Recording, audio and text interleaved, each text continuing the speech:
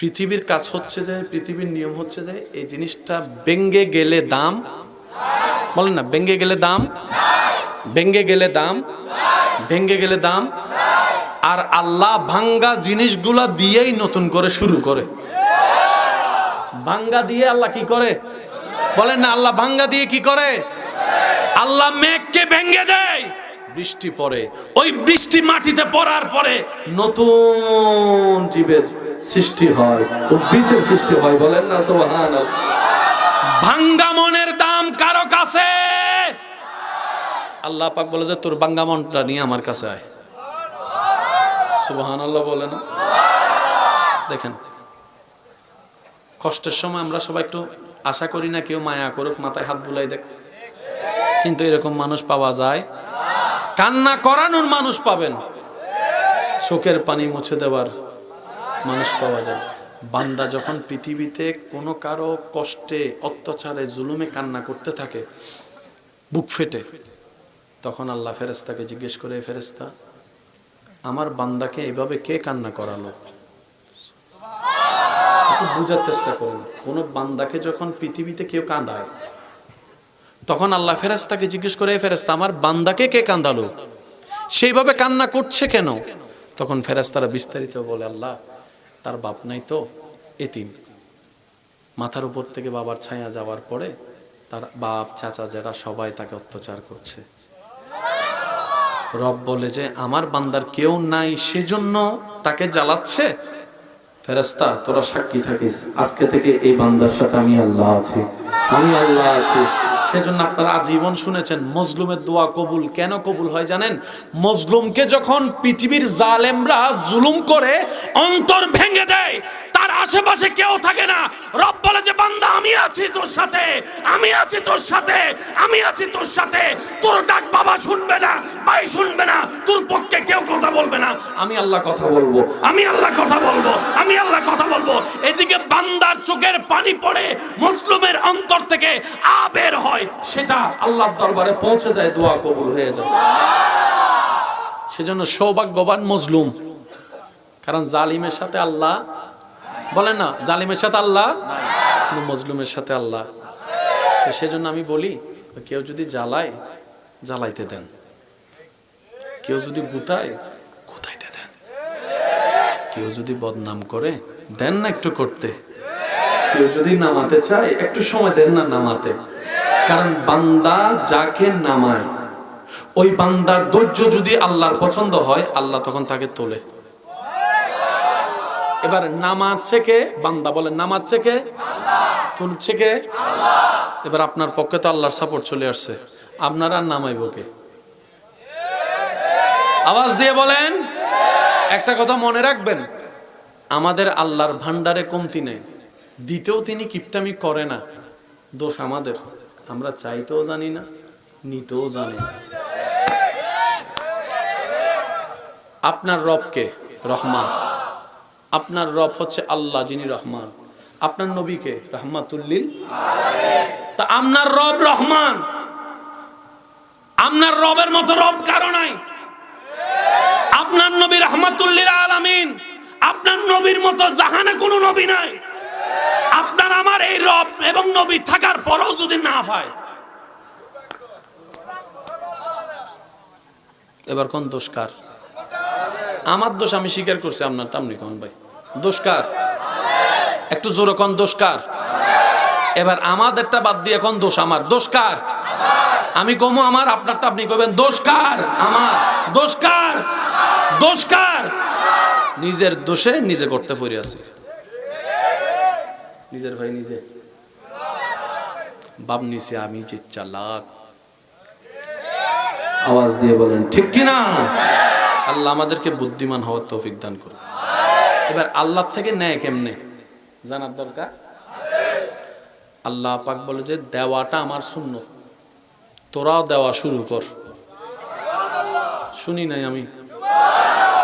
আল্লাহ পাক বলে দোষ গোপন করা আমার সুন্নত, তোরাও মানুষের দোষ জেনে গোপন করা শুরু কর। আল্লাহ পাক বলে যে মানুষ গর্ত থেকে তোলা আমার সুন্নত, তুইও গর্ত থেকে তোলা শুরু কর। আমরা পাই না শুধু নিজের দোষে।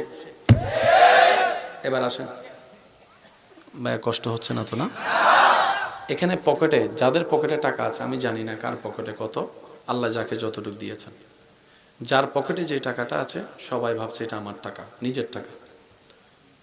আসলে কি সবগুলো আপনার? শুনেন, অন্যের রিজিক আল্লাহ আপনার পকেটে ফালাই রাখছে। মাহফিল শেষ করে আপনি ঘরে গেলেন, ঘরে যাওয়ার পরে সকাল হলো, সকাল হওয়ার পরে আপনার ওয়াইফ, আপনার বোন, আপনার ভাই, আপনার মা এসে বললো, এই রুটি আনতে হবে, টাকা দে। অমা, ও বউ, কয়টা রুটি? কয় 5 জনের 10টা রুটি। 5 জনের পেট ভরার জন্য 10টা রুটি লাগবে, টাকা তুই দে। তার মানে 5 জনের পেটের রিজিক আল্লাহ তোর পকেটে কালকে রাত থেকে দিয়ে রাখছে। আর একটু জোরে বলবেন না সুবহানাল্লাহ? রব বলে যে কেউ কাউকে খাওয়াই না, বড় ভাই ছোট ভাইকে খাওয়াই না, চাচা জেঠা ভাতিজাকে খাওয়াই না, শ্বশুর শাশুড়ি বিধবা স্ত্রীকে খাওয়াই না, সবাইকে আমি আল্লাহ খাওয়াই।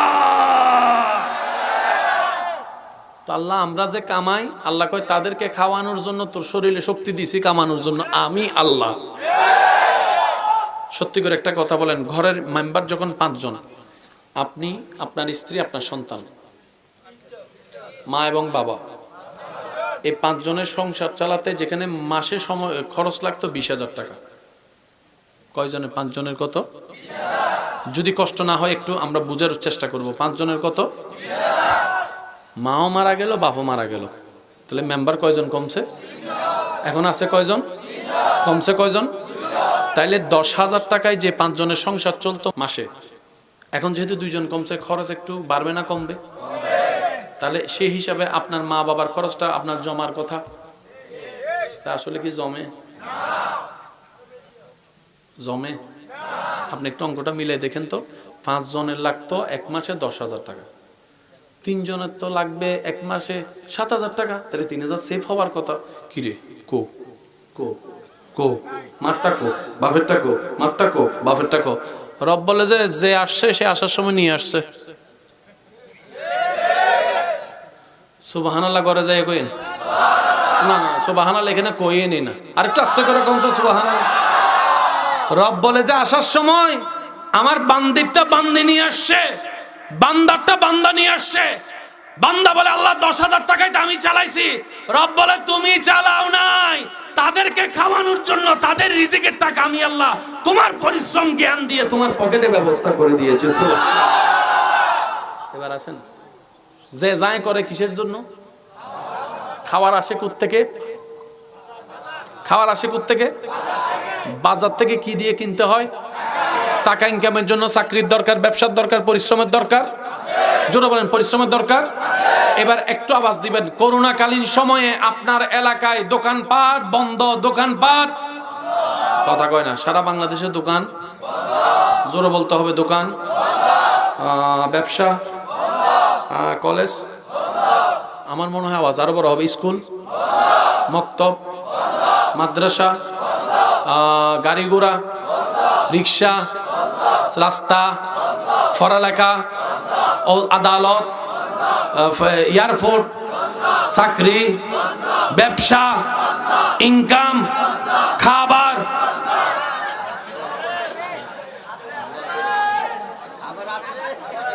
করোনাকালীন কন্যা খাবার বন্ধ, কয় বেলা? সব তো বন্ধ, খাবার কেমনে চললো? সুবহানাল্লাহ, আমি শুনি না। আল্লাহ তুমি করোনা দিলা কেন? রব বলে যে তোদেরকে একটু স্মরণ করাই দেওয়ার জন্য আমি মালিক আছি তো, আমি মালিক আছি তো, আমি মালিক আছি তো। দেখ করোনার নিস্তব্ধতা সারা বিশ্বকে অচল করে দিয়েছে, কিন্তু আমার বান্দার খাওয়া সকালেরটা সকালে, দুপুরেরটা দুপুরে, রাতেরটা রাতে। আমার বান্দা উপবাস আমি রাখি নাই, পাগলদেরকে উপবাস রাখি নাই, আমি রাজ্জাক সবার রিজিকের ব্যবস্থা করে দিয়েছি।